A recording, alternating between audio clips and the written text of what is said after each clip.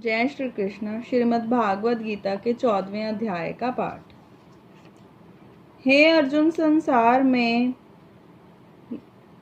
ये कामना करे जीव का नाश, जिसको निष्बासर रहे धन लेने की आश, जो जोड़ जोड़ कर लक्ष्मी धरे तिजोरी बीच, वह तामस नर जगत में, वही जगत में नीच। ऐसा नर जगत में यंश रचक नहीं पाए, जब त्यागे इस देह को तुरत नरक में जाए। इस कारण सब काम ना करो मित्रवर दूर, भाव सदा निष्काम हो कर लो युद्ध जरूर। श्री कृष्ण बोले, फिर भी ज्ञानों में श्रेष्ठ ज्ञान मैं तुमको बताता हूँ, जिसके जानने से सारे मुनि जन को मोक्ष रूप परम सिद्धि को प्राप्त हुए हैं। इस ज्ञान की सहायता से मेरे स्वरूप को प्राप्त हुए लोग सृष्टि के समय नहीं जन्मते और प्रलय काल में कष्ट नहीं पाते। हे कौन्तेय, ये सब कर्मों में जो मूर्तियां उत्पन्न होती हैं, उनकी उत्पत्ति स्थान प्रकृति है और मैं बीज देने वाला पिता हूँ। हे महाभाव, प्रकृति से उत्पन्न सत्व रज तम तीनों गुण देह में रहने वाले निर्विकार आत्मा को बांध लेते हैं। हे अनद, इसमें तत्व निर्मल होने के कारण प्रकाश और निरुपद्रव है, जो प्राणी सुख तथा ज्ञान के साथ बांधता है। रोगात्मक रजोगुण से तृष्णा एवं आसक्ति उत्पन्न होती है, जो प्राणी को कर्म के साथ बांधता है। तमोगुण की उत्पत्ति अज्ञान से है, यह नम्र आलस्य निद्रा से प्राणी को बांधता है और मोह में फंसाता है। हे भारत, सत्व सुख उत्पन्न करता है, रज कर्म उत्पन्न करता है, तम सब ज्ञान को ढककर प्रमाद पैदा करता है। हे भारत, सत्व गुण रज तथा तम को दबाकर बढ़ता है। इसी प्रकार रज सत एवं तम को और तम सत एवं रज को दबाकर बढ़ना चाहता है। इस देह में इंद्रियों द्वारा जब ज्ञान का प्रकाश उत्पन्न होता है, तब समझिए कि सत्व गुण की विशेष वृद्धि हुई है। हे भारत, रजोगुण की वृद्धि में लोभ, कर्मों में प्रवृत्त, कर्मों का आरंभ, अशांति और इच्छा उत्पन्न होती है।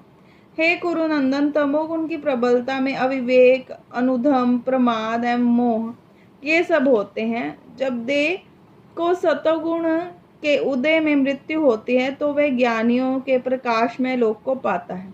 रजोगुण के उदय में मरकर कर्मों में आसक्त मनुष्य जन्म लेता है तथा तमोगुण के उदर से मरा हुआ मूढ़ योनियों में जन्म पाता है। सात्विक पुण्य कर्म का फल भी सात्विक कलंक रहित होता है। राजस कर्म का फल दुख और तामस कर्म का फल अज्ञान है। सत्व से ज्ञान उत्पन्न होता है, रज से लोभ तथा तम से प्रमाद, मोह एवं अज्ञान की उत्पत्ति होती है। सात्विक पुरुष को उत्तम, राजस को मध्यम और अधम तामसी लोगों को नीच गति प्राप्त होती है। जो देह शरीर में उत्पन्न होने वाले सत्व रज तम इन तीनों गुणों को जान लेता है, वह जन्म मृत्यु बुढ़ापा और रोग से छूटकर मुक्ति पाता है। अर्जुन ने पूछा, हे प्रभु, कैसे मालूम हो कि अमुक मनुष्य ने तीनों गुणों को पार कर लिया है?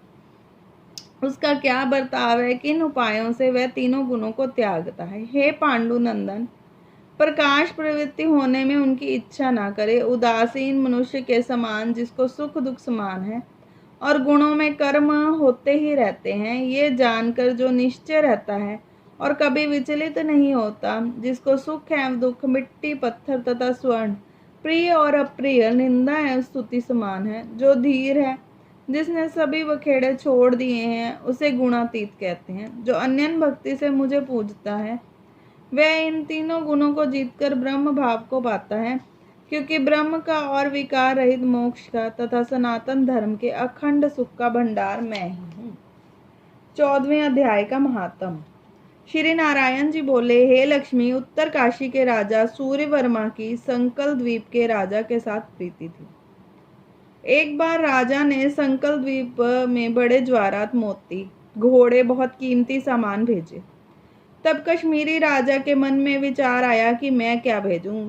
एक दिन राजा ने अपने मंत्री से पूछा, हम क्या भेजें? मंत्री ने कहा, जो वस्तु वहां ना हो वे भेजना उचित है। राजा ने कहा, शिकारी कुत्ते वहां नहीं है, सो भेजो। संकल द्वीप का राजा कुत्तों को देखकर बड़ा प्रसन्न हुआ तथा शिकारी कुत्ते वहां भी नहीं थे। तो मेरे मित्र ने बहुत अच्छा किया, हम शिकार खेला करेंगे। कई दिन गुजरे, तब एक दिन राजा शिकार खेलने चला और भी शिकार खेलने वाले साथ चले। संकल द्वीप के राजा ने दूसरे राजाओं के साथ शर्त बांधी कि जिसका कुत्ता शिकार में मरे सो लेवे। सब राजाओं ने अपने कुत्ते छोड़ दिए। तब एक सुस्या निकला, उसके पीछे कुत्ते दौड़े। सुस्या दूर निकल गया और कुत्ते रह गए। संकल द्वीप राजा के कुत्ते ने सुस्या को पकड़ा। लोगों ने शोर किया तो कुत्ता घबरा गया और सुस्या फिर भाग निकला। कुत्ते के दांत सुस्या को लगे थे। रुधिर टपकता जाए, सुस्या भागता जाए और कुत्ता पीछे रह गए। भागते भागते वन में एक कच्चा तालाब पानी से भरा था। उसके तट पर एक कुटिया थी। वहां एक साधु रहता था। उस तालाब में सुस्या जा गिरा और पीछे से वह कुत्ता भी जा गिरा। इतने में राजा भी घोड़े पर दौड़कर वहां पहुंचा तो देखा कि दोनों तालाब में मरे पड़े हैं। और राजा को देखकर उन दोनों ने कहा, हे राजन, तू धन्य है, तेरे प्रताप से हमने देवदेह पाई है। राजा ने पूछा, ये कैसे?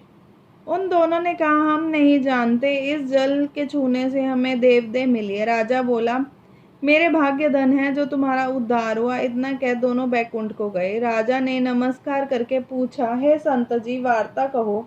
उस संत ने कहा, हे राजन, मेरे गुरु यहाँ रहते थे। नित्य स्नान करके गीता जी के 14वें अध्याय का पाठ किया करते थे। मैं भी स्नान करके गीता जी का पाठ करता हूँ। राजा ने कहा, धन्य हो संत जी, आपके प्रताप से ऐसी योनियों का उद्धार हुआ है। मेरा भी धन्य भाग है जो आपके दर्शन हुए।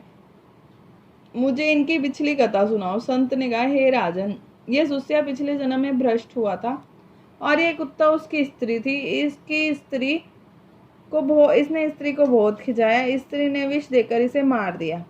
जब दोनों मरकर यमलोक गए तब धर्मराज का हुक्म दिया कि अब इसे सुस्या का जन्म दे दो। तब इन दोनों ने कहा, महाराज, हमारा उद्धार कब होगा? तब धर्मराज ने कहा, जब गीता जी के 14वें अध्याय के पाठ करने वाले संतों के स्थान का जल स्पर्श होगा तब तुम्हारा उद्धार होगा। ये दोनों धर्मराज के घर पर से पधारे। तब राजा नमस्कार करके अपने घर आया और पंडित जी से नित्य प्रति गीता के 14वें अध्याय का पाठ सुनने लगा। जय श्री कृष्ण।